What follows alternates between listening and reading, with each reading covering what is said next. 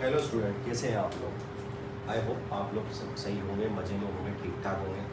ठीक है, अपन ने 3-4 दिन पहले लास्ट वीडियो डाली थी किसकी, डी ब्लॉक की, है ना। 3-4 दिन से डी ब्लॉक की वीडियो आई नहीं है और आज डी ब्लॉक की वीडियो आई है साहब, शानदार, खतरनाक, ज़बरदस्त। कौन सा टॉपिक है, KMnO4 और K2Cr2O7। KMnO4 और K2Cr2O7। देखना बेटा, KMnO4 और K2Cr2O7 ऐसे दो टॉपिक है, चाहे आप बोर्ड की बात कर लो, चाहे आप जेई नीट की बात कर लो, है ना, या आप चलो जेई एडवांस की बात कर लो, कभी ना कभी कुछ ना कुछ टॉपिक आके यहाँ से आके अटकते ही हैं। ठीक है, और अगर बोर्ड की बात करें तो 12th बोर्ड के लिए तो इसलिए इम्पोर्टेंट है कि 12th बोर्ड में इसकी स्ट्रक्चर, मेथड, प्रॉपर्टी और यूजेस सभी आ जाते हैं, है ना। और बड़ा क्वेश्चन भी बन सकता है यहाँ से, बहुत अच्छे क्वेश्चन बन सकते हैं।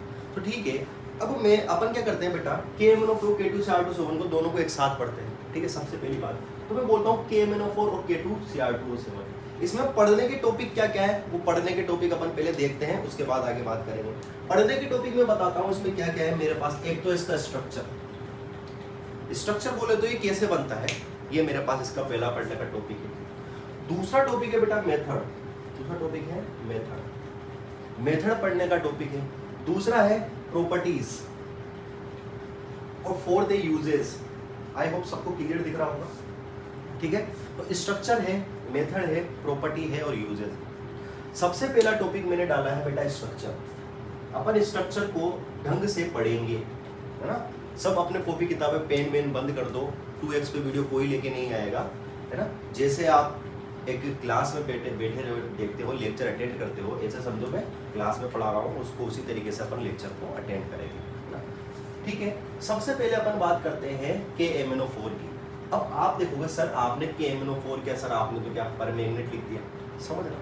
और ये MnO4 K कहाँ गया, तो समझो ये MnO4 माइनस बना कैसे।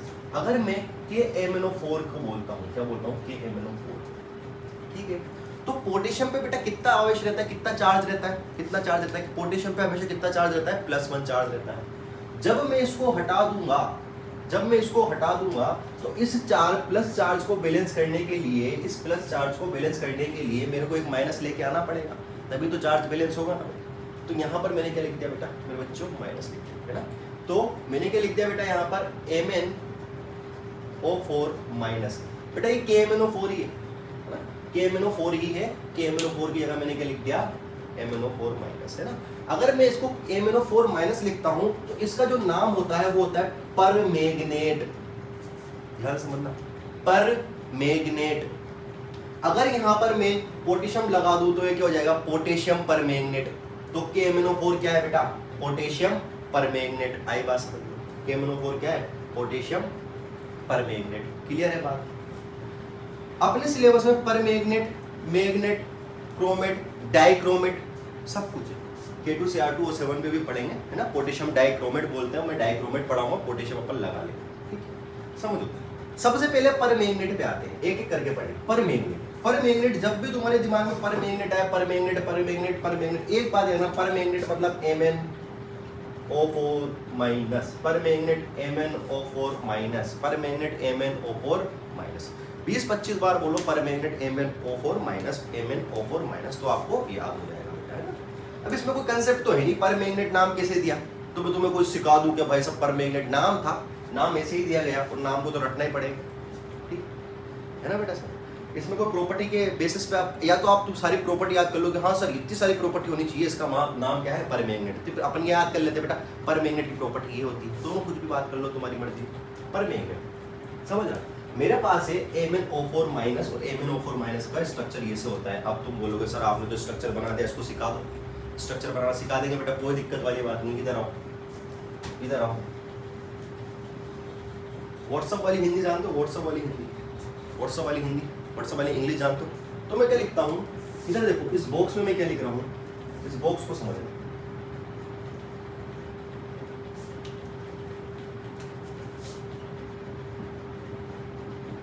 जितने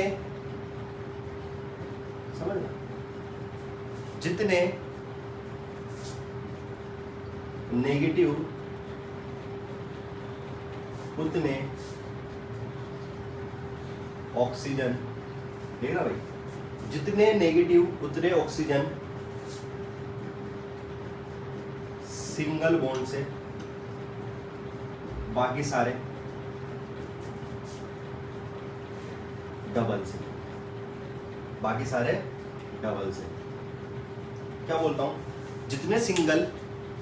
जितने नेगेटिव उतने ऑक्सीजन सिंगल बॉन्ड से, बाकी सारे डबल बॉन्ड। इसका मतलब क्या है, आओ पर मैग्नेट मतलब MnO4 माइनस, MnO4 माइनस। जैसे ही मैं पर मैग्नेट पे आता हूं, पर मैग्नेट पे मेरे को दिखते हैं -1, तो मैं बोलता हूं कि जितने नेगेटिव उतने ऑक्सीजन माइनस से, बाकी सारे डबल से। तो इसके पास कितने ऑक्सीजन थे, इसके पास 4 ऑक्सीजन थे, मैंने लिख दिया Mn, 4 ऑक्सीजन थे, 4 ऑक्सीजन में कितना आवश्यक नेगेटिव चार्ज है, 1 नेगेटिव चार्ज। तो मैं फटाफट 1 नेगेटिव किससे बना देता हूं, सिंगल बॉन्ड से। अब कितने ऑक्सीजन पीछे बचे, 3 ऑक्सीजन पीछे बचे, और 3 ऑक्सीजन पीछे बने तो बाकी सारे किसमें बना दूं बेटा, डबल बॉन्ड से। सारे किससे बना दूंगा, डबल बॉन्ड से। तो जितने नेगेटिव उतने ऑक्सीजन सिंगल बॉन्ड से, बाकी सारे डबल बॉन्ड से। पक्की बात, ओके भाई, समझ में आई, ये समझ में आया। अच्छा, अभी सिर्फ यही देखना बेटा, यही देखना है, इस पे ध्यान मत देना, अभी सिर्फ यही देखना है, अभी सिर्फ इस पे ध्यान दो, कुछ पर मैग्नेट पे, समझ रहा। अब इसका जो कलर होता है बेटा, वो कलर होता है पर्पल। कैसा कलर होता है, पर्पल। 12th क्लास में आप इसका प्रैक्टिकल भी करोगे ना, आपसे पीपेट से उसको खिंचाएंगे या ना, पीपेट से फिर वो पर्पल कलर लेके आते हैं ड्रॉपर डाल के, वो आप प्रैक्टिकल करोगे, वो बात की बात। इसका कलर क्या होता है बेटा, पर्पल कलर। अब एक बात ध्यान दो, जब मैंने आपको डी ब्लॉक में कलर पढ़ाया था, कलर प्रॉपर्टी पढ़ाई थी, तो कलर प्रॉपर्टी 3 चीजों की वजह से होती थी, 3 चीजों की वजह से होती थी। एक तो बेटा इधर लिख लेते हैं, कलर प्रॉपर्टी 3 चीजों की वजह से होती थी। एक तो था बेटा unpaired electron,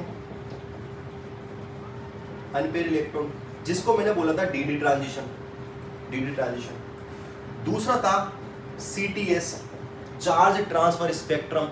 charge transfer spectrum में कलर वो शो करते थे जिसके पास अनपेयर इलेक्ट्रॉन नहीं है तब भी कलर है, वो कौन थे, चार्ज ट्रांसफर स्पेक्ट्रम। और एक क्या था बेटा, पोलराइजेशन, वो तो हेलाइट का था पोलराइजेशन, तो ठीक है। अब अपन आते हैं इस पे, इसकी कलर प्रॉपर्टी पर्पल, लेकिन पर्पल किसकी वजह से, अपन देखते हैं Mn का ऑक्सीडेशन नंबर निकाल के देखते हैं, Mn का ऑक्सीडेशन नंबर निकाल के देखते हैं। Mn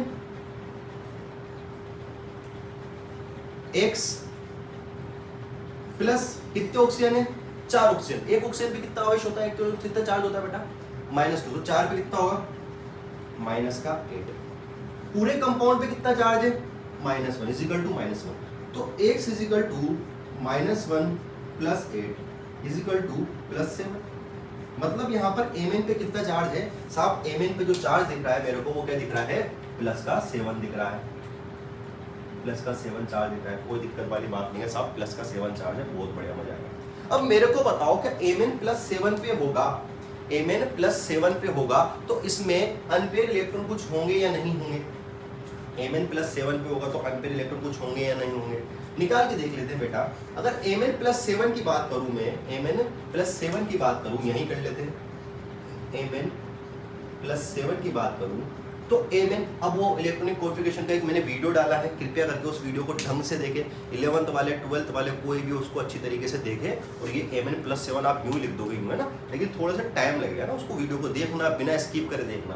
अगर Mn 7 की बात करूँ तो Mn 7 के +7 के पूरा लिख देता हूँ, 1s2 2s2 2p6 3s2 3p6 4s2 3d5। क्या Mn यही होता है, अरे Mn यही तो होता है, Mn 25 इलेक्ट्रॉन ऐसे तो बढ़ते हैं Mn के, 1s2 2s2 2p6 3d5। अब Mn +7 है, +7 का मतलब इसमें से 7 इलेक्ट्रॉन चले गए, +7 का मतलब इसमें 7 इलेक्ट्रॉन चले गए, और 7 कौन से जाएंगे, आउटर मोस्ट शेल के जाएंगे। आउटर मोस्ट शेल कौन सा है, D और S, मतलब 7 इलेक्ट्रॉन चले गए। अब 7 इलेक्ट्रॉन चले गए मतलब 3p में कितने हैं, 3p में 6 इलेक्ट्रॉन है साहब, 3p में 6 इलेक्ट्रॉन, और p में 6 इलेक्ट्रॉन मैक्सिमम भर सकता हूँ, p में 6 इलेक्ट्रॉन में मैक्सिमम भर सकता हूँ। मतलब Mn +7 की कंडीशन में एक भी अनपेयर इलेक्ट्रॉन, बोलो भाई, नहीं है, एक भी अनपेयर इलेक्ट्रॉन नहीं है। तो एक भी अनपेयर इलेक्ट्रॉन नहीं है, इसको मैं मिटा रहा हूँ भाई, एक भी अनपेयर इलेक्ट्रॉन नहीं है।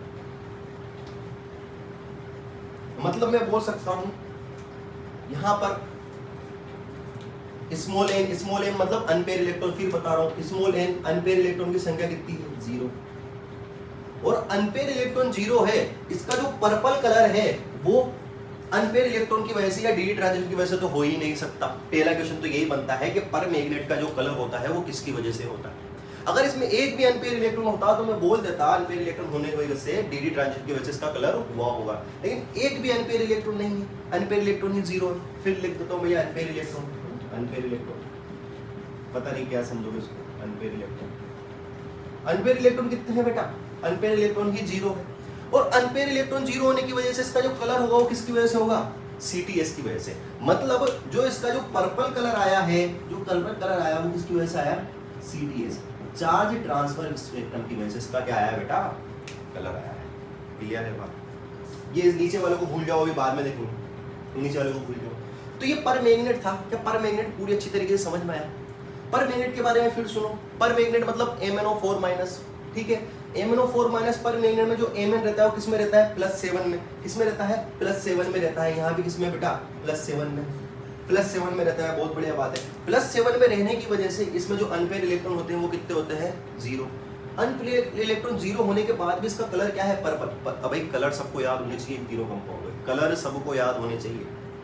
अनपेयर इलेक्ट्रॉन 0 होने के बाद भी इसका कलर कैसा है बेटा, पर्पल कलर है। और ये पर्पल कलर है किसकी वजह से, सब सीटीएस की वजह से है, सीटीएस की वजह से। क्योंकि हमने सर पहले कलर, इससे पहले जो लेक्चर था उसमें हमने कलर प्रॉपर्टी पढ़ी है, और कलर प्रॉपर्टी में आपने साफ बताया था कि कलर क्या होता है बेटा, 3 वजह से होता है। कौन कौन सा, unpaired electron, charge transfer spectrum और पोलराइजेशन। तो अनपेयर इलेक्ट्रॉन तो नहीं है, और ये हेलाइड भी नहीं है। हेलाइड में क्या होता है, पोलराइजेशन की वजह से होता है। हेलाइड भी ये नहीं है। कौन किसकी वजह से होगा फिर, सीटीएस की वजह से। तो इसमें जो पर्पल इलेक्ट्रॉन आता है वो किसकी वजह से आता है, पर्पल जो कलर आता है वो किसकी वजह से आता है, सीटीएस की वजह से आता है। क्लियर है बात। एक बार इसको उतारो, सिर्फ इतने उतारना बेटा, इतने उतारना है। चलो एक काम करो, ऐसे कैसे उतार लेना, ऐसे कैसे उतार लेना इसको, और मैं उसके बाद आपको एक्सप्लेन करता हूँ। उतारो उसको।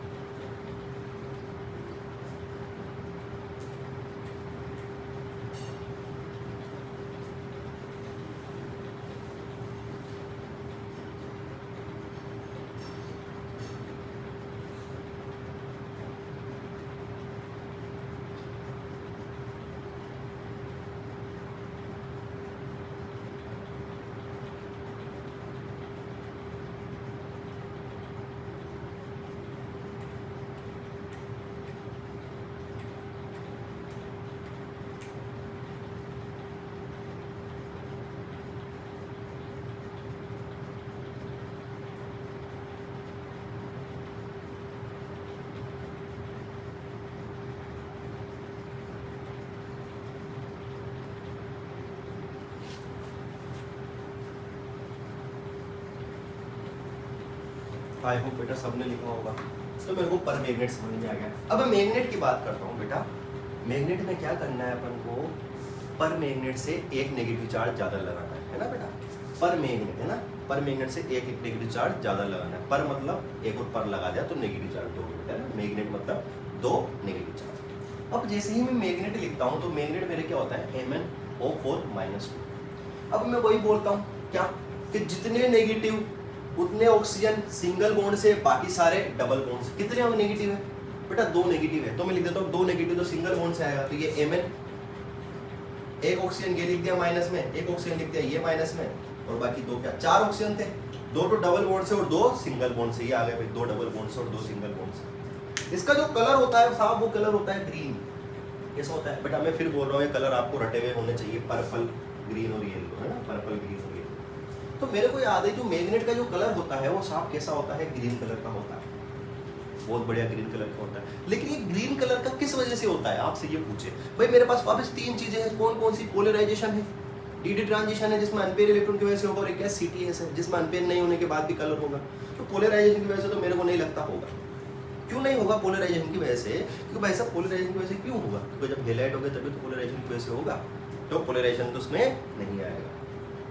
ठीक, अब मैं इसकी OS निकाल के देख लेता हूँ, इसकी OS निकाल के देख लेता हूँ। तो जब मैं OS निकालता हूँ तो मैं लिखता हूँ Mn की OS निकालता हूँ। तो Mn को मान लेते हैं बेटा X। कितने ऑक्सीजन है साहब, ऑक्सीजन है 4। एक ऑक्सीजन का कितना होता है, -2, तो 4 का कितना होगा, -8। पूरे पे चार्ज कितना है साहब, पूरे पे चार्ज है -2। पूरे पे चार्ज -2 तो x = -2 + 8। तो x की जो वैल्यू आ रही है बेटा वो कितनी आ रही है, बोलो बेटा कितनी आ रही है, +6। और अगर x की वैल्यू +6 आ रही है यानी कि Mn +6 में है, तो Mn अगर +6 में होगा तो इसमें देखना अनपेयर इलेक्ट्रॉन एक पड़ा होगा, एक अनपेयर इलेक्ट्रॉन पड़ा होगा। सर कैसे पड़ा होगा ये भी बता दो तो मजा आ जाता। इधर देखो बेटा, फिर वही बात, फिर वापस मैं कॉन्फ़िगरेशन लिखने बैठ रहा हूँ। अगर मैं वापस कॉन्फ़िगरेशन लिखने बैठ रहा हूँ तो यहाँ पर लिखते हैं बेटा Mn कितना है, Mn +6 बोल रहा है, और Mn +6 बोल रहा है तो 1s2 2s2 2p6 3s2 3p6 4s2 3d5, यही होता है, यही तो होता है 4s2 3d5। ठीक है, अब मेरे को कितने इलेक्ट्रॉन निकालने हैं, मेरे को इलेक्ट्रॉन निकालने हैं कितने बेटा, 6 इलेक्ट्रॉन, क्योंकि +6 से सबसे पहले इलेक्ट्रॉन निकलते हैं S से, तो इसमें 0 हो गए, 2 तो ये कम हो गए, और D में 5 निकालूंगा, टोटल इलेक्ट्रॉन कितने 7, मतलब D में कितना अनपेयर इलेक्ट्रॉन बचा है, एक अनपेयर इलेक्ट्रॉन बचा। मतलब मैं लिख सकता हूँ यहाँ पर जो अनपेयर इलेक्ट्रॉन है, यहाँ पर जो अनपेयर इलेक्ट्रॉन है, इसमें जो अनपेयर इलेक्ट्रॉन है वो कितना है, 1। और जब किसी में अनपेयर इलेक्ट्रॉन होने की वजह से कलर आता है तो वो कलर किसकी वजह से होता है, dd ट्रांजिशन की वजह से। किसकी वजह से होता है, dd ट्रांजिशन। तो इसकी जो कलर प्रॉपर्टी है वो किसकी वजह से है, dd की वजह से। किसकी वजह से है, dd ट्रांजिशन की वजह से। आई बात समझ में? पूरा का पूरा सिनेरियो वही है, पर इसमें कुछ और था, इसमें कुछ और। आई बात समझ में? ठीक है, अब आते हैं अपन क्रोमेट पे। उससे पहले एक बार और देखो इसको, मैं जब तक पानी वानी पी के आता हूँ।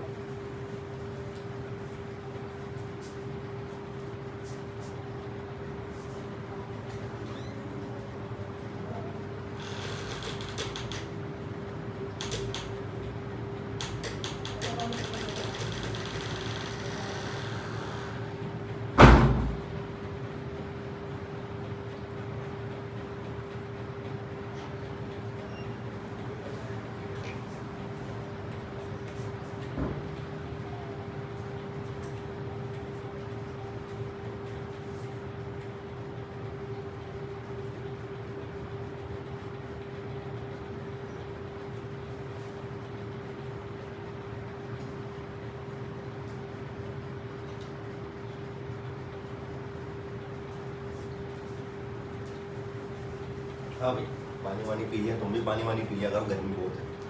इधर देखो, ये वाला समझ में आया, पर मैग्नेट मतलब 1 माइनस, मैग्नेट मतलब 2 माइनस। इसका कलर CTS की वजह से, इसका कलर डी ट्रांजिशन की वजह से। अगली बार पे आते हैं हम क्रोमेट की। जब मैं क्रोमेट की बात करूंगा तो क्रोमेट और मैग्नेट सेम है, क्रोमेट और मैग्नेट सेम है। देखो क्रोमेट और मैग्नेट सेम है, बस CR लिखना है अपन को। फिर वही बात, इसके स्ट्रक्चर के साथ जितने नेगेटिव उतने सिंगल से, बाकी सारे डबल से, जितने नेगेटिव उतने सिंगल से, बाकी सारे डबल से। आई बात समझ में? क्लियर हुई नहीं हुई बात? बिल्कुल क्लियर हुई बात। अब मैं CR पे कितना चार्ज है, CR पे चार्ज निकालने की कोशिश करता हूँ। तो अगर CR पे चार्ज निकालता हूँ, इस CR पे चार्ज निकालता हूँ, तो इस CR पे जब चार्ज निकालता हूँ तो इस CR पे चार्ज के साथ है X। कितनी ऑक्सीजन है, सब ऑक्सीजन 4 है। और अब हमें रट चुका है कि एक ऑक्सीजन पे -2 होता है, तो 4 पे कितना होगा, -8 होगा। बहुत बढ़िया। इज इक्वल टू कितना चार्ज है भाई टोटल, सर चार्ज टोटल है -2, तो आप -2 लगा दीजिए। ठीक है साहब, -2 लगा दिए, तो x इज इक्वल टू कितना हो गया, -2 + 8। बेटा x की वैल्यू कितनी आई, x की वैल्यू आई +6। कितनी आई, +6। मतलब क्रोमियम के ऊपर चार्ज कितना है, +6। अब क्रोमियम के ऊपर प्लस चार्ज है, तो इसमें देख लेते हैं बेटा अनपेयर इलेक्ट्रॉन कितने हैं। एक बार देख लेते हैं अनपेयर इलेक्ट्रॉन कितने हैं। तो जब अनपेयर इलेक्ट्रॉन निकालने जाऊंगा मैं क्रोमियम, अब तुम्हें पता होना चाहिए क्रोमियम 24 है, और 24 का होता है 3d5 और 4s1। 3d5 और 4s1 होता है, और 3d5 4s1 होता है। इसका मतलब मेरे को 6 इलेक्ट्रॉन निकालना है, मतलब एक इलेक्ट्रॉन इसमें से, एक इलेक्ट्रॉन इसमें से, मतलब इसमें अनपेयर इलेक्ट्रॉन कोई बचा ही नहीं। और इसमें अनपेयर इलेक्ट्रॉन अगर मैं बोलूं, इसमें बोलूं कि अनपेयर इलेक्ट्रॉन 0 है और फिर भी ये कलर है। सुनना भाई, अनपेयर इलेक्ट्रॉन 0 है फिर भी ये कलर है, इसका मतलब कुछ तो गड़बड़ है दया।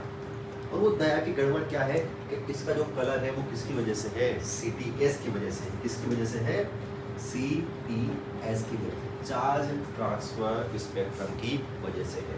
यहाँ पर जो कलर था वो भी चार्ज ट्रांसफर स्पेक्ट्रम की वजह से था, यहाँ जो कलर था वो भी चार्ज ट्रांसफर स्पेक्ट्रम की वजह से था। लेकिन यहाँ जो कलर था वो कलर किसकी वजह से था बेटा, DD ट्रांजिशन की वजह से था।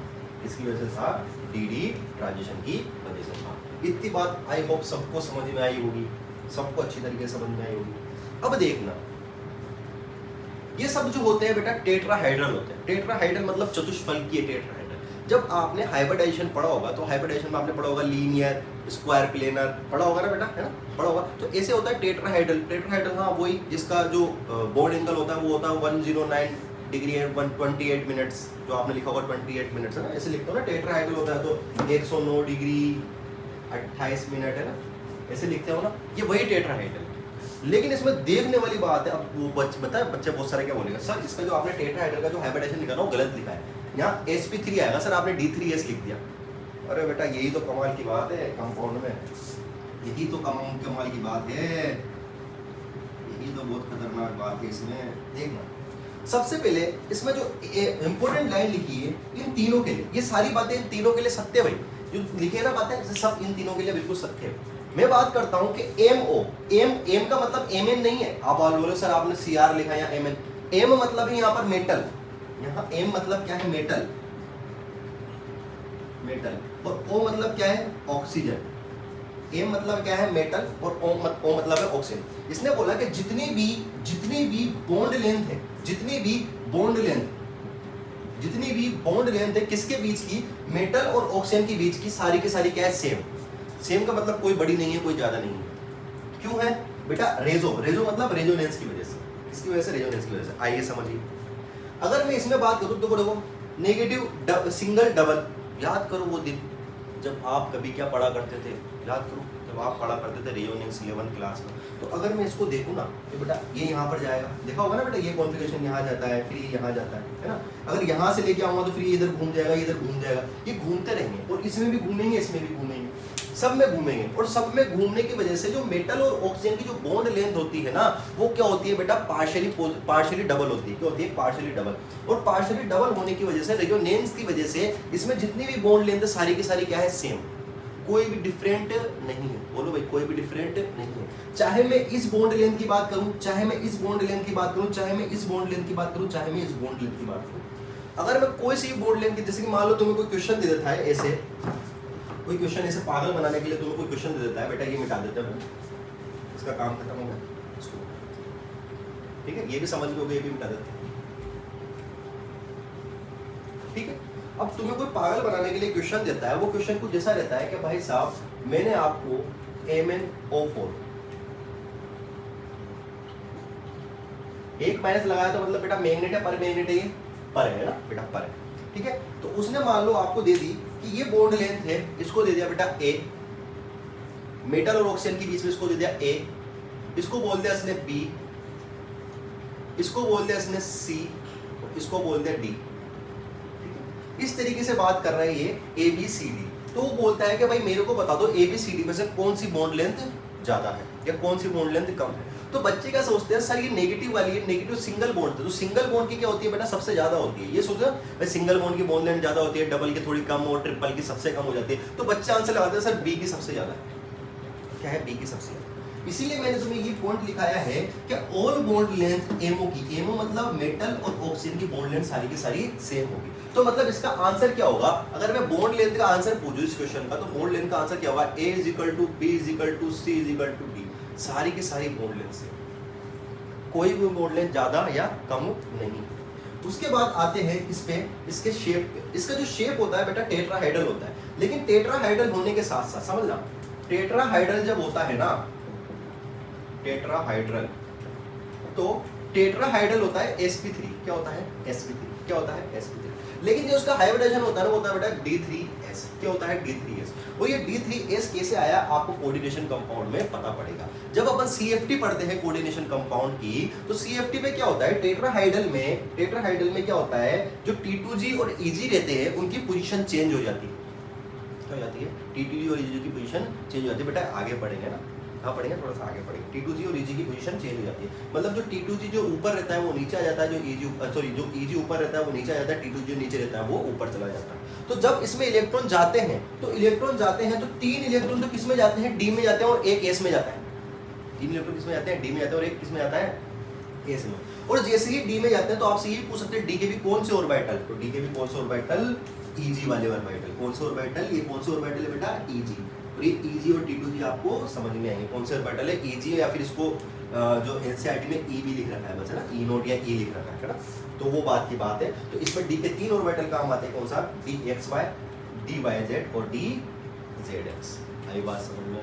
इसको पूरा का पूरा एक बार देखो वापस।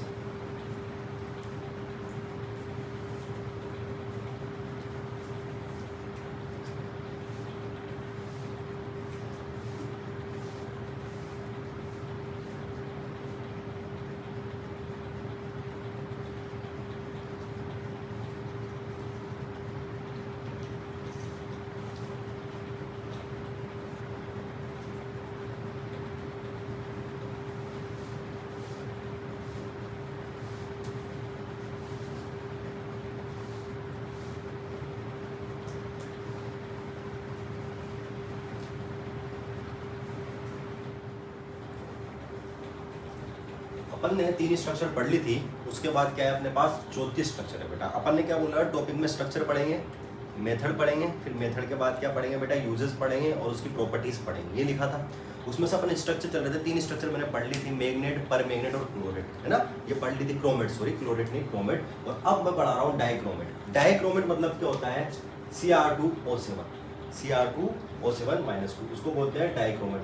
अगर मैं यहाँ पर पोटेशियम लगा दूँ, अगर मैं यहाँ पर क्या लगा दूँ बेटा, पोटेशियम लगा दूँ, जैसे इसको लिख दें K2Cr2O7, तो ये वही है K2Cr2O7, वही है K2Cr2O7, है ना, K2Cr2O7 ही है। बस अब इसमें K हटा दूँ, K2Cr2O7, इसमें से बस K हटा दूँ, तो क्या बन जाएगा बेटा, K हटाते ही ये बन जाएगा डाइक्रोमेट। मतलब K हटा दूँ मतलब 2 पॉजिटिव चार्ज हटा दूँ, और 2 पॉजिटिव चार्ज को बैलेंस करने के लिए मेरे को क्या लगाना पड़ेगा, 2 नेगेटिव चार्ज लगाने पड़ेंगे। तो ये क्या हो जाएगा, Cr2O7-2, Cr2O7-2, उसको क्या बोलते हैं बेटा, डाइक्रोमेट बोलते हैं। और ये जो टॉपिक है बेटा बोर्ड के लिए इंपॉर्टेंट है, किसके लिए इंपॉर्टेंट है बेटा, बोर्ड के लिए इंपॉर्टेंट है, तो बोर्ड के लिए इंपॉर्टेंट है, ठीक है। बोर्ड के लिए इसलिए इंपॉर्टेंट है क्योंकि डायरेक्ट पूछते हैं कि डाइक्रोमेट की स्ट्रक्चर बना दो, है ना, डायरेक्ट आपसे बोलेंगे डाइक्रोमेट की स्ट्रक्चर बना दो। डाइक्रोमेट की स्ट्रक्चर बहुत आसान है, मैंने क्या लिख रखा है उसी तरीके से अपन चीजों को देखेंगे। 2Cr4-2, 2Cr-2Cr4-, 2Cr4- क्या है बेटा, ये क्रोमेट है, क्या है, क्रोमेट। इससे पहले अपन ने इसकी स्ट्रक्चर पढ़ी है, याद करो, जितने वो क्या नाम से नेगेटिव है ना, उतने चल Cr2- आएगा बेटा, -2, ठीक है। अभी अपन ने पढ़ा था ना, क्या होगा, जितने ऑक्सीजन जितने नेगेटिव उतने ऑक्सीजन सिंगल बॉन्ड से, बाकी सारे डबल बॉन्ड। पढ़ा था अपन ने क्रोमेट, अपन ने जब अभी पढ़ा था पर मैग्नेट पढ़ा था, फिर मैग्नेट पढ़ा था, फिर क्रोमेट पढ़ा था, है ना। मैग्नेट और क्रोमेट सेम था, उसमें भी 2- है, इसमें भी 2- था, तो इसमें 2- है। अब इसमें 2- है तो बोलता है कि भाई साहब 2Cr4-2 की जो यूनिट होगी, यूनिट मतलब इसको एक यूनिट मानो, 2 unit joint by common oxygen, joint by common oxygen. तो मैं बोलता हूँ Cr डबल बॉन्ड हो। अब मेरे पास 2 सिंगल बॉन्ड है, तो एक सिंगल बॉन्ड तो मैंने इस ऑक्सीजन से बना दिया, एक सिंगल बॉन्ड इतने ऑक्सीजन से बना दिया, पक्की बात। ये एक सिंगल बॉन्ड देखो, ये ऑक्सीजन से बना दे, ये सिंगल बॉन्ड इस ऑक्सीजन से बना दे, ठीक है, सिंगल बॉन्ड ही बना हुआ है, देख लो सिंगल बॉन्ड ही, ठीक है। तो ये क्या है, पहले तो इसका हाइब्रिडेशन तुम्हें भी पता होगा क्या होगा बेटा, D3S, इसका क्या होगा, D3S। और इसकी एक और यूनिट होगी, उसका भी क्या होगा बेटा, D3S, इसका भी क्या होगा, D3S, ठीक है। तो मैं बोलता हूं कि 2 क्रोमेट यूनिट क्या, 2 chromate unit joint by common oxygen, ये ऑक्सीजन कॉमन है, यहाँ से जो जुड़ी हुई होती है, इसी को क्या बोलते हैं बेटा, डाइक्रोमेट का क्या बोलते हैं, डाइक्रोमेट बोलते हैं, ये बोलते हैं डाइक्रोमेट की यूनिट, और ये पूरा क्या है, डाइक्रोमेट। अब इसमें मेन बात क्या है, सबसे पहली मेन बात है CrO-Cr, किसकी बात कर रहा हूं मैं, CrO-Cr में ये बॉन्ड एंगल कितना होता है। डायरेक्ट क्वेश्चन आता है कि ये बॉन्ड एंगल कितना होता है बेटा, ये क्वेश्चन नीट में भी आ सकता है और जेईई में भी आ सकता है। डायरेक्ट इस डाइक्रोमेट में CrO और Cr के बीच का बॉन्ड एंगल कितना होता है, तो बेटा ये जो बॉन्ड एंगल होता है वो होता है 126 डिग्री, 126 डिग्री, है ना, कितना होता है 126 डिग्री। और क्वेश्चन आता है, अब सुनो, ये सिंगल बॉन्ड है, ये y, इसको मैंने x दे दिया, इसको मैंने y दे दिया, इसको मैंने x दे दिया और इसको y दे दिया, और तुमसे पूछो कौन सी बॉन्ड लेंथ ज्यादा है और कौन सी बॉन्ड लेंथ कम है। तो देखना, अगर मैं बात करूं, समझना, टर्मिनल मतलब होते हैं साइड वाले, तो एक तो टर्मिनल ये है, देखना, एक टर्मिनल तो ये है और एक टर्मिनल ये है, ये तो बीच का ब्रिज है, ये तो बीच का ब्रिज है, 2 टर्मिनल है। तो मैं बोलता हूं टर्मिनल 6CrO, 6CrO मतलब 1 CrO, 2 CrO, 3 CrO, 4 CrO, 5 CrO, 6 CrO, ठीक है। 3 CrO बॉन्ड लेंथ सेम रहेगी, इनकी सबकी बॉन्ड लेंथ क्या रहेगी, सेम रहेगी। जैसे कि लास्ट में ही बताया था मैंने, मेटल और ऑक्सीजन की बॉन्ड लेंथ क्या होती है, सेम होती है। अभी पढ़ा था थोड़ी देर पहले, मेटल और ऑक्सीजन की बॉन्ड लेंथ क्या होती है, सेम होती है। लेकिन एक बात समझना, यहाँ तो रेजोनेंस की वजह से सेम है, मैं फिर बोल रहा हूँ यहाँ पर किसकी वजह से सेम है, रेजोनेंस की वजह से सेम है। लेकिन बेटा ये रेजोनेंस इसमें नहीं आ रहा है, ये रेजोनेंस इसमें नहीं आ रहा है, तो ये डायरेक्ट सिंगल है। ये क्या है, सिंगल है। तो अगर मैं तुमसे यहाँ पूछूं x और y में से कौन लार्ज है, तो बेटा सिंगल वाला लार्ज होगा। तो मैं यहाँ बोल सकता हूँ जो x की है ना लेंथ, वो किससे है बेटा, y से लार्ज। ठीक है, ठीक है, x की बॉन्ड लेंथ क्या है, y से बेटा लार्ज होती है। कितनी होती है वो अपन को जानने की जरूरत नहीं है। सबसे पहली बात क्या है, CrO और Cr के बीच का बॉन्ड एंगल कितना होता है, 126 डिग्री होता है। अब ये किसकी होती है बेटा, 2 यूनिट होती है। कौन कौन सी यूनिट होती है, 2 यूनिट होती है, जो जिसको बोलते हैं अपन क्रोमेट यूनिट। 2 क्रोमेट से एक कॉमन ऑक्सीजन जुड़ा होता है और दोनों क्रोमेट यूनिट एक दूसरे से जुड़ी होती है, जिससे क्या होता है बेटा, जिससे एक नया कंपाउंड बनता है जिसको क्या बोलते हैं, डाइक्रोमेट। ठीक है, डाइक्रोमेट कुछ भी नहीं है, डाइक्रोमेट है K2Cr2O7। बस K2Cr2O7 में से मैंने क्या कर दिया, 2 पोटेशियम को निकाल दिया, और 2 पोटेशियम को निकाल दिया तो उसको बैलेंस करने के लिए मैंने कितने माइनस लगा दिए बेटा, 2 नेगेटिव चार्ज लगा दिए। पक्की है बात। अब ये दोनों यूनिट का हाइब्रिडेशन अपन ने पहले पढ़ लिया, क्या होता है, D3S होता है, इसका भी क्या होता है, D3S होता है। फिर बोलता है कि टर्मिनल जो रहते हैं ना 6, टर्मिनल 6 जो रहते हैं, कौन सा टर्मिनल 6, ये टर्मिनल 6 1 2 3 4 5 6, ये जो टर्मिनल 6 रहते हैं ना, इनकी बॉन्ड लेंथ क्या होती है, सेम होती है। और ये अपन ने पहले भी देखा था, बॉन्ड लेंथ सेम होती है, दिखा था ना बेटा, बॉन्ड लेंथ सेम होती है। क्यों होती है, क्योंकि उसमें क्या होता है बेटा, क्या होता है, रेजोनेंस की वजह से होती है। अब देखो एक क्वेश्चन है, इसको बनाओ, फिर क्वेश्चन बताता हूं, इसको बनाओ पहले।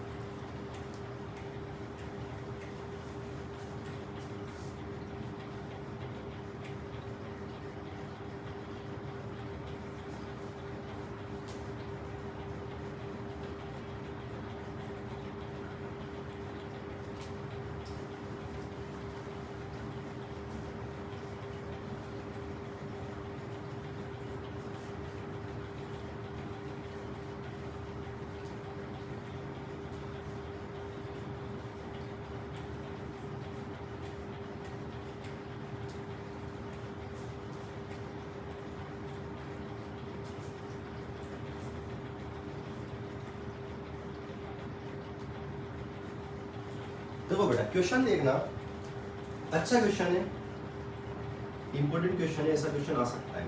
आपको पता है एक क्वेश्चन होता है जिसमें असेशन और रीजन दोनों आते हैं। मैंने ये ए मतलब असेशन है, आर मतलब रीजन। क्वेश्चन है कि पर मैग्नेट, सर पर मैग्नेट, पर मैग्नेट, पर मैग्नेट, पर मैग्नेट, हाँ पर मैग्नेट, हाँ समझ गया मैं, पर मैग्नेट क्या था, MnO4-, ठीक है।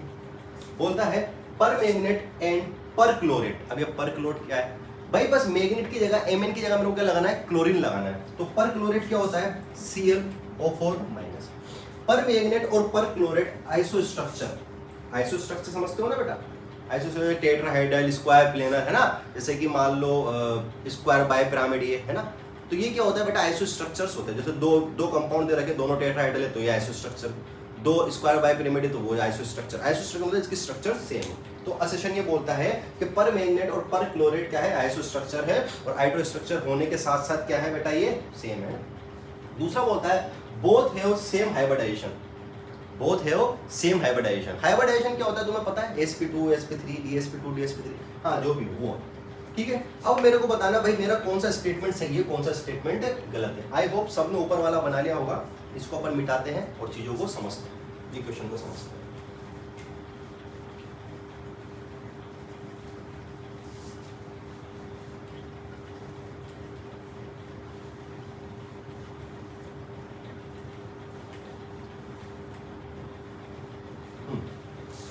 समझ रहे हो पर क्लोराइड क्या होता है, यही है। अब देखना, मैंने तो आपको एक ही चीज सिखाई है, जितने माइनस उतने ऑक्सीजन सिंगल बॉन्ड से, बाकी सारे डबल बॉन्ड। इसकी और इसकी स्ट्रक्चर बनाते हैं। पर मैग्नेट की स्ट्रक्चर बनाते ही होता है MnO4-, MnO4-। इसकी स्ट्रक्चर कैसी होती है, ये Mn है, ये डबल बॉन्ड, ये डबल बॉन्ड, ये डबल बॉन्ड और ये सिंगल बॉन्ड। ये क्या है, पर मैग्नेट।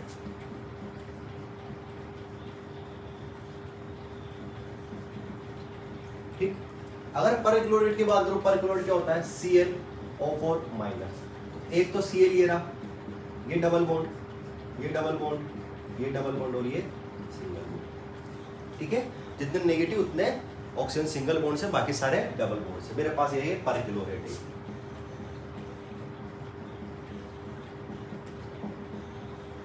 ये पर किलो। समझना मेरी बात। अब मैं बोलूं इसका हाइब्रिडाइजेशन क्या है या आइसो स्ट्रक्चर है क्या। मेरे को पता है ये क्या है, ये है टेट्राहाइड्रल। क्या है? टेट्राहाइड्रल।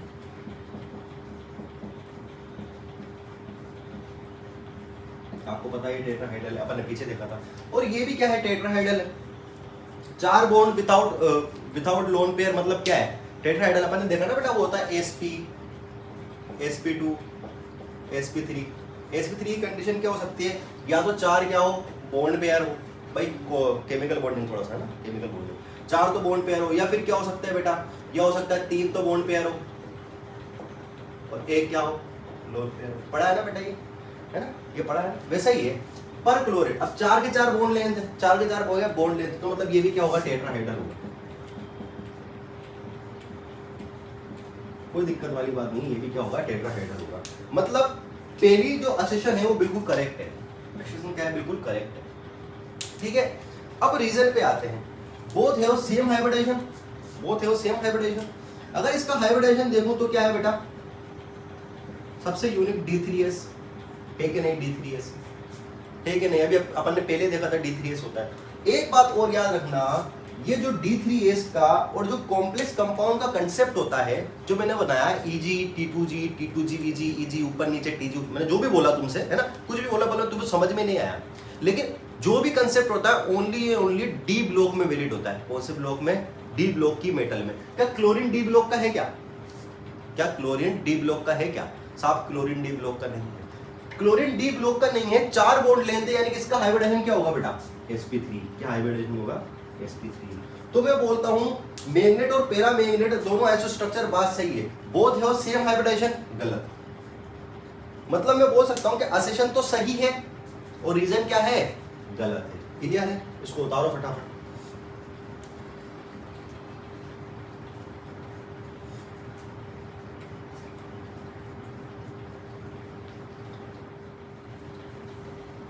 आपने सबने पुरानी स्लाइड को देख लिया होगा, पुराने स्लाइड को अच्छी तरह से लिख लिया होगा। तो अपन ने जो स्ट्रक्चर पढ़े, स्ट्रक्चर अपन ने 4 तरह के स्ट्रक्चर पढ़े, मैग्नेट, पर मैग्नेट, क्लोरेट और डाइक्रोमेट। अपन ने चारों के चारों पढ़ लिए, कैसे बनती है, उनकी स्ट्रक्चर कैसे होती है, सब अपन ने देख लिया। अब अपन आते हैं मेथड पे।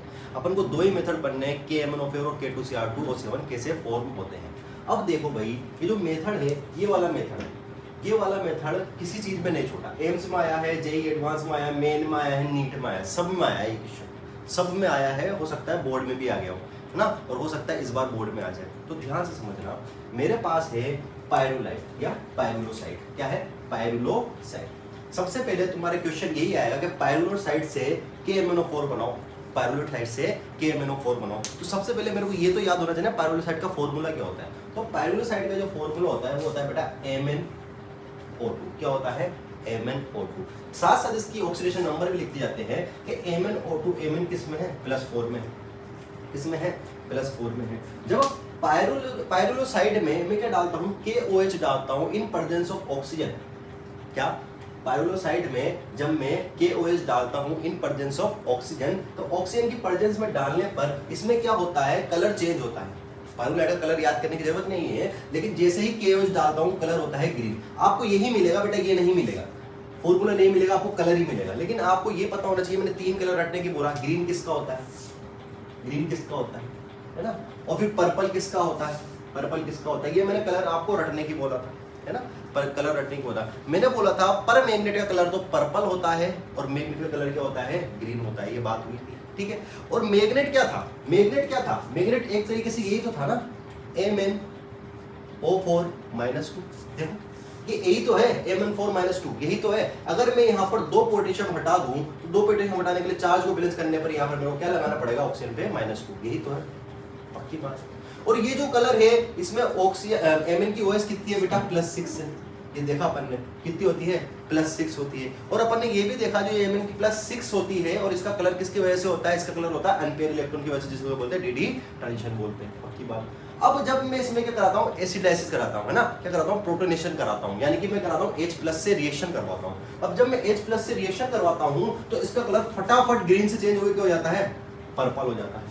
जैसे ही मैंने इसमें H+ से रिएक्शन कराई, फटाफट कलर चेंज हो गया, ग्रीन से क्या हो जाता है बेटा, पर्पल हो जाता है। और पर्पल आपको पता है पर्पल कलर किसका होता है, MnO4- का।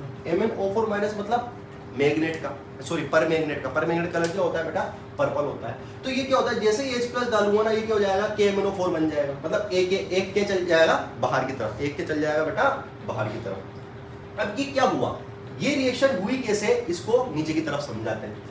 ये रिएक्शन इस नीचे की तरफ समझाएंगे। जैसे ही मेरे पास क्या था, MnO4- था। MnO4- मतलब जिसका कलर क्या होता है बेटा, ग्रीन होता है। और इसको क्या बोलते हैं, मैग्नेट। क्या बोलते हैं, मैग्नेट। इसको क्या बोलते हैं, मैग्नेट, समझ, ठीक है। पर मैग्नेट तो बेटा वो है, ये मैग्नेट है। जैसे ही मैंने क्या करा, एसिड से रिएक्शन करवाई, एसिड से रिएक्शन करवाई, ये जो रिएक्शन हुई डिस्प्रपोर्शनिएट, डिस्प्रपोर्शनिएट, समझना। मैंने पहले भी बताया, मैं फिर बता रहा हूं, डिस्प्रपोर्शनेट ऐसी रिएक्शन होती है, सबसे पहले तो ये रेडॉक्स रिएक्शन ही है ना। डिस्प्रपोर्शनेट एक ऐसी रिएक्शन होती है जिसमें एक ही एलिमेंट का, ध्यान से समझना, एक ही रिएक्शन की बात नहीं कर रहा हूं, एक ही एलिमेंट का ऑक्सीडेशन भी हो और रिडक्शन भी हो, ऑक्सीडेशन भी हो और रिडक्शन भी हो। मतलब यहां पर जो Mn की ऑक्सीडेशन नंबर थी वो कहती थी +6। मतलब इस क्वेश्चन में Mn की ऑक्सीडेशन +6 से ज्यादा भी जाएगी और +6 से कम भी जाएगी, +6 से ज्यादा भी जाएगी और +6 से कम भी जाएगी। +6 से जाने का मतलब क्या, उसका ऑक्सीडेशन हुआ, और +6 से कम जाने का मतलब क्या, उसका रिडक्शन हुआ, यही बात है। तो जैसे ही मैंने H+ से रिएक्शन कराया भैया मैग्नेट की, मेरे को क्या मिला, एक तो मिला MnO4-, ये का ये MnO4-। देखो MnO4- में इसकी ऑक्सीडेशन नंबर क्या है, +7। +6 किस पे चली गई, +7 पे। मतलब ये क्या हुआ, इसका ऑक्सीडेशन, 1 हुआ ऑक्सीडेशन। और एक किस पे चला गया, +4 पे। +6 से +4 पे चले गए, मतलब ये क्या हुआ, इसका रिडक्शन। तो ऐसी रिएक्शन जिसमें एक ही एलिमेंट का ऑक्सीडेशन और रिडक्शन दोनों होता है, उसको क्या बोलते हैं, डिस्प्रपोर्शनेट रिएक्शन बोलते हैं। तो ठीक है, मेरे पास पायरुलोट था, पायरुलेट में मैंने क्या डाला, KOH डाला। जैसे ही KOH डाला, मेरे पास कौन सा कलर मिल गया बेटा, ग्रीन कलर मिल गया। और ग्रीन कलर किसका होता है बेटा, परमैग्नेट का होता है, सॉरी मैग्नेट का होता है। मेरे को ग्रीन कलर मिल गया, जो किसका था, मैग्नेट का था। फिर जैसे मैंने उसमें एसिड की रिएक्शन कराई, यानी कि H+ की रिएक्शन कराई, मेरे को कलर चेंज हो गया, क्या मिल गया, फटाफट पर्पल कलर मिल गया। और जैसे पर्पल कलर मिल गया, मेरे को तो पता है पर्पल कलर किसका है, परमैग्नेट का, यानी कि MnO4 का। अब इस रिएक्शन को समझाने के लिए मैंने इसको नीचे की तरफ लिया, भैया ये कैसे चेंज हुआ। तो मैंने देखा कि भैया K2MnO4 की रिएक्शन जैसे H+ से करवाता हूँ, डिस्प्रपोर्शनेट रिएक्शन होती है।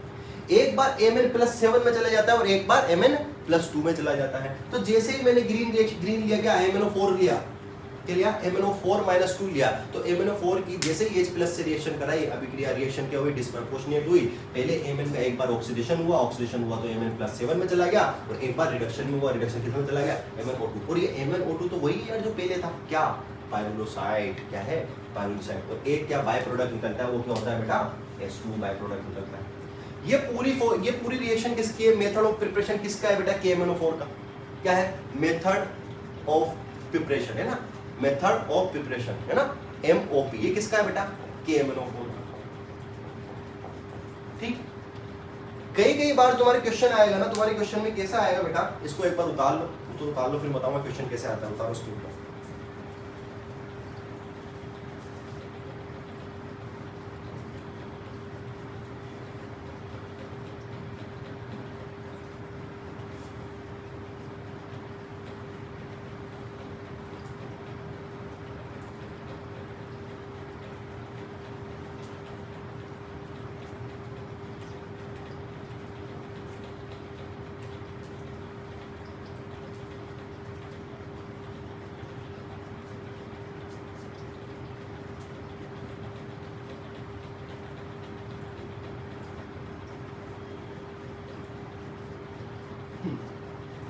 सुनो बेटा, कभी कभी तुम्हारे क्वेश्चन कैसे आता है, तुम्हारे क्वेश्चन को जैसा आता है इस तरीके से आपको क्वेश्चन देखने को मिलेगा। ठीक, यहां आपको देखने को मिलेगा, ये पूरा ही मिटा देता हूं।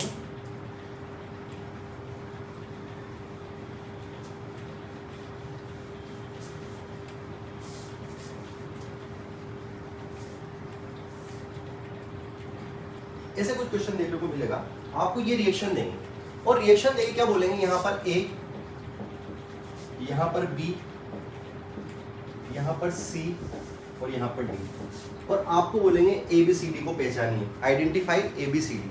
तो ए बी सी डी को पहचानिए तो अपन को समझ में आ गया बेटा ए तो क्या है, यहाँ पर ए तो क्या हो सकता है, क्यों है इन प्रेजेंस ऑफ O2। ठीक है, चलो मेरे को बी पता नहीं है तो बी मेरे को तो ये तो पता है ना, ग्रीन कलर। और ग्रीन कलर किसका होता है बेटा, ग्रीन कलर किसका होता है, मैग्नेट का ग्रीन कलर होता है। और मैग्नेट का फॉर्मूला क्या होता है, MnO4 माइनस, या फिर मैं क्या लिखूं, या तो मेरे को ये मिलेगा या फिर क्या मिलेगा बेटा कि MnO4 माइनस। एक ही बात है, एक ही बात है। क्या मैं सही लिखा है क्या मैंने, बेटा गलत है, O-2 यानी कि यहाँ क्या आएगा K2MnO4, है ना। ग्रीन कलर की बोल रहा हूँ बेटा, पर्पल की नहीं बोल रहा हूँ। सी की बात करो, सी क्या होगा बेटा, H प्लस, या तो आपको H प्लस देगा या फिर अपन को HCl भी दे सकता है ना। HCl में भी कैसे टूटता है बेटा, H प्लस में और Cl माइनस में ना, यही होता है।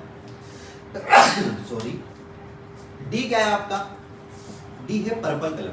वो पर्पल कलर किसका होता है, पर मैग्नेट का। या तो आपको ऐसे देगा या आपको कैसे देगा, ठीक है। तो आपको ऐसे क्वेश्चन भी मिल सकते हैं।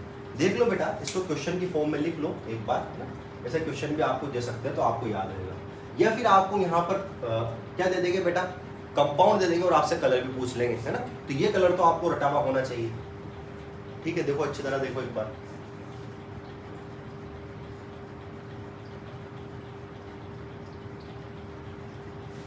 ठीक है। चलो बेटा आगे चलते हैं, अगली रिएक्शन देखते हैं, method of preparation K2Cr2O7। K2Cr2O7 की मेथड ऑफ प्रिपरेशन कैसे होती है उस पर एक बार ध्यान देंगे।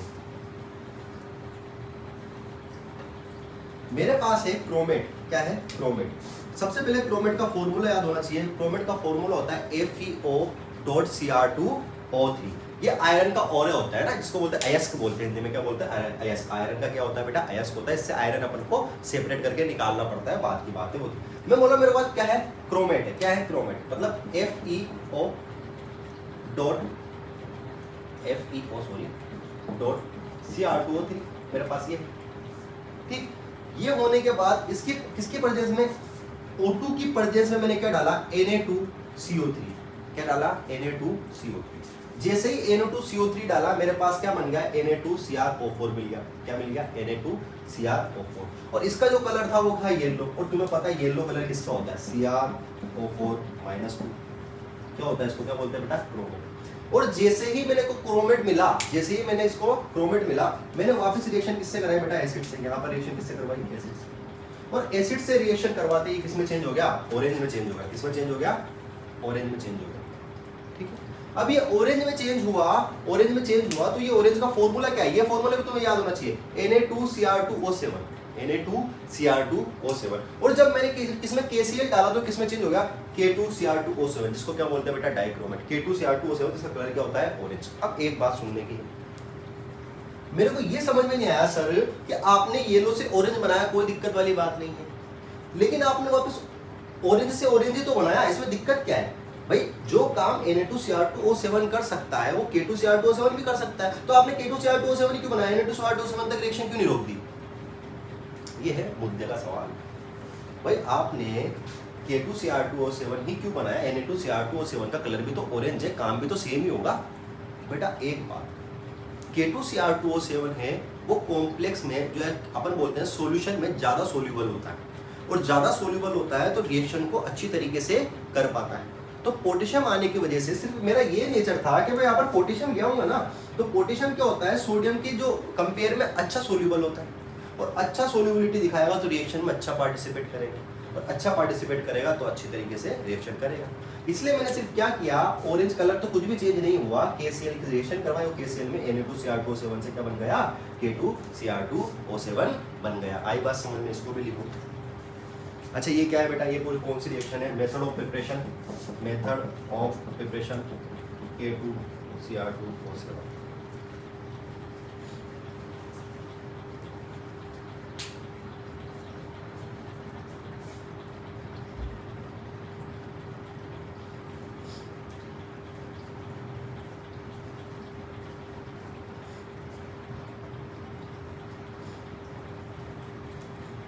आई होप लिख लिया होगा। तो इस क्लास में अपन ने दो चीज़ें पढ़ ली है, KMnO4 K2R7 की। अपन ने उसकी स्ट्रक्चर पढ़ ली है और अपन ने उसकी क्या पढ़ ली है बेटा, मेथड ऑफ प्रिपरेशन पढ़ लिया है। अब मेरे पास प्रॉपर्टी और यूजेस है K2CR2O7 KMnO4 के, और उसके बाद ये चैप्टर पूरा का पूरा क्या हो जाएगा बेटा, खत्म हो जाएगा। तो इसका एक लेक्चर और आएगा, उसके बाद डी ब्लॉक अपना पूरी तरीके से खत्म हो जाएगा, और एफ ब्लॉक को मैं सिर्फ एक ही लेक्चर में पूरी करने की कोशिश करूँगा। भले वो लेक्चर 2 घंटे का हो, 1.5 घंटे का हो, आधे घंटे का हो, लेकिन एफ ब्लॉक को अपन एक ही लेक्चर में खत्म करेंगे। जब तक के लिए टाटा बाय बाय।